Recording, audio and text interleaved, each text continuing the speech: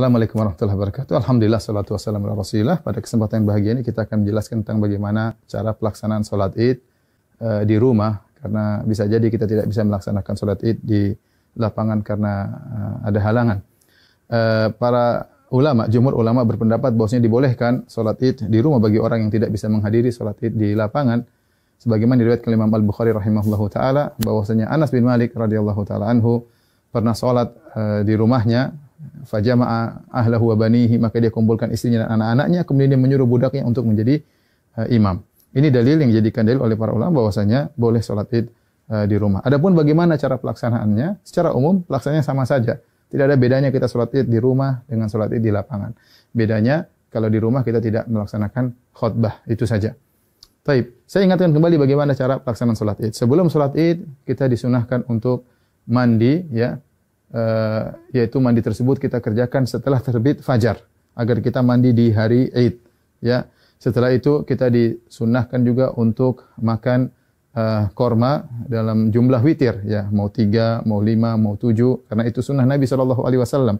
Kenapa kita dianjurkan makan korma? Untuk menunjukkan bahwasanya hari tersebut adalah hari Al-Fitr. Al-Fitr secara bahasa artinya berbuka. Idul Fitri artinya hari berbuka, artinya kita sudah tidak puasa lagi. Maka kita tunjukkan bahwasanya kita berbuka. Sebagaimana kita berpuasa karena Allah, kita berbuka juga karena Allah, dan Nabi SAW segera menunjukkan berbukanya tersebut. Kalau tidak ada korma, maka sebenarnya Allah mengatakan boleh makan yang manis-manis. Kemudian setelah itu kita sholat id. Adapun sholat id, maka waktunya dimulai dari waktu syuruk, yaitu sekitar 15 menit setelah sunrise, setelah terbit matahari. Dan berakhir kata para ulama sebelum waktu zawal, yaitu sekitar 15 menit atau 10 menit sebelum azan zuhur. Di antara itu kita boleh melaksanakan sholat id. Tapi yang terbaik kita sholat id di awal waktu, di pagi hari. Adapun pelaksanaannya, maka kita bertakbir rakaat pertama 7 kali, rakaat kedua 5 kali takbir. Nah, ada khilaf di kalangan para ulama tentang 7 takbir ini. Apakah 7 takbir tersebut termasuk takbiratul ihram ataukah takbiratul ihram tidak dihitung? Ya, takbiratul ihram tidak dihitung. Ini pendapat Imam Syafi'i rahimahullahu taala dalam kitabnya Al-Um, bahwasanya takbiratul ihram tidak dihitung. Jadi bagaimana caranya? Kita bertakbir dulu, Allahu Akbar. Ini takbiratul ihram.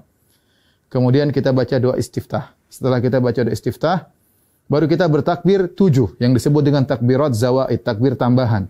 Kita takbir Allahu Akbar.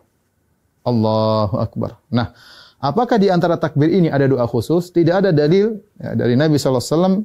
Nabi pernah disebutkan membaca sesuatu di antara takbir-takbir tersebut. Oleh karenanya, pendapat mazhab Maliki tidak ada bacaan. Namun sebagian ulama berpendapat boleh membaca sesuatu seperti mazhab Syafi'i. Kita boleh bertakbir, boleh bertahmid, boleh bertahlil di antara takbir-takbir tersebut.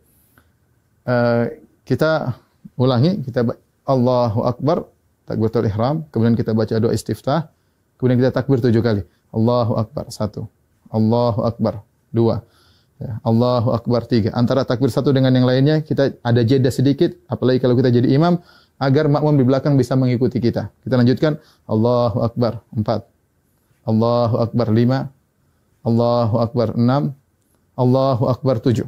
Setelah itu kita ta'awudz, kemudian kita baca Al-Fatihah. Setelah baca Al-Fatihah, kemudian kita baca surat. Nah, surat ini kita bisa baca, disunahkan baca surat Sabbihisma Rabbikal A'la, atau kita baca surat Qaf, ya. Salah satunya sunnah, seandainya seorang baca surat yang lain juga tidak jadi masalah. Setelah kita selesai baca surat, maka kita ruku, Allahu Akbar, ya, seperti biasa. Kemudian kita sholat, sampai kemudian kita pada rakaat, mau naik ke rakaat kedua, tatkala kita sujud, ya, kita sujud, kemudian kita mau bangkit ke rakaat kedua, maka kita bertakbir. Allahu Akbar. Ya. Nah, takbir dari sujud menuju ke rakaat kedua namanya takbir al-intiqal. Yaitu takbir perpindahan dari satu rukun ke rukun berikutnya, dan itu tidak dihitung, tidak dihitung. Nah, rakaat kedua kita bertakbir 5 kali. Takbir tadi enggak dihitung, kemudian kita takbir lagi. Allahu Akbar. 1, Allahu Akbar. 2, Allahu Akbar. 3, Allahu Akbar. 4, Allahu Akbar. 5. Kemudian kita baca Al-Fatihah dengan jahar.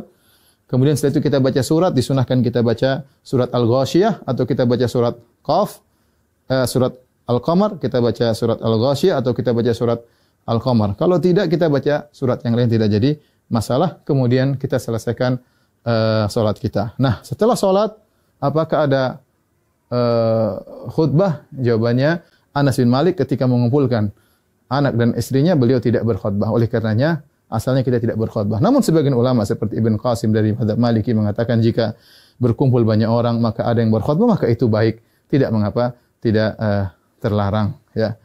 Demikian tata cara singkat ini, semoga bermanfaat bagi kaum muslimin. Semoga Allah menerima ibadah kita. Wabillahi taufik. Assalamualaikum warahmatullahi wabarakatuh.